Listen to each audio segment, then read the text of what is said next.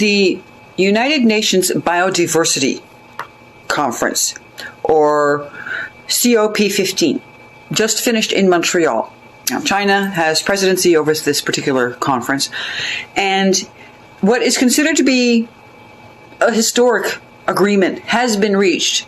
There were 190 countries that were involved with it. There was a temporary time, and I'll explain a little bit further in a minute, when 70 countries from Africa, South America, and Asia all walked out, but they came back.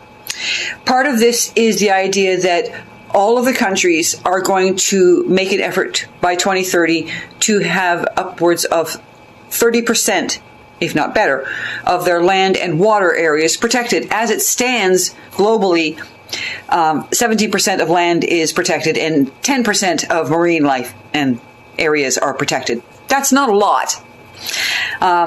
There is also the idea that by 2030, they will raise $200 billion in order to do subsidies to phase out fossil fuels, bring in alternatives, that sort of thing.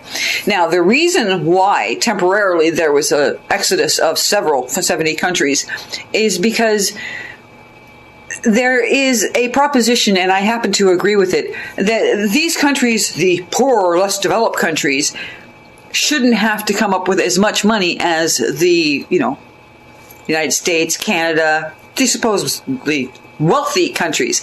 And that's true. They shouldn't. Considering that the reason they are poor, underdeveloped countries is because the wealthy countries went into their land, stole their minerals, or whatever other products they happen to want from their land, and then left, and then started talking about, oh, isn't it horrible how poor Africa is? Well, Africa's poor because Europe made it poor.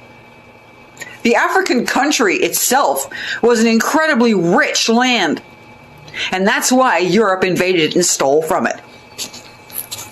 Kind of the way they want to steal Israel. There's this big thing with colonizers about taking shit and then claiming it was theirs to have. Of course, the question is now, what happens when it becomes 2029, 2028, and all of the countries haven't done jack shit and start looking to push the deadline back again the way that they've done for the last 50 years?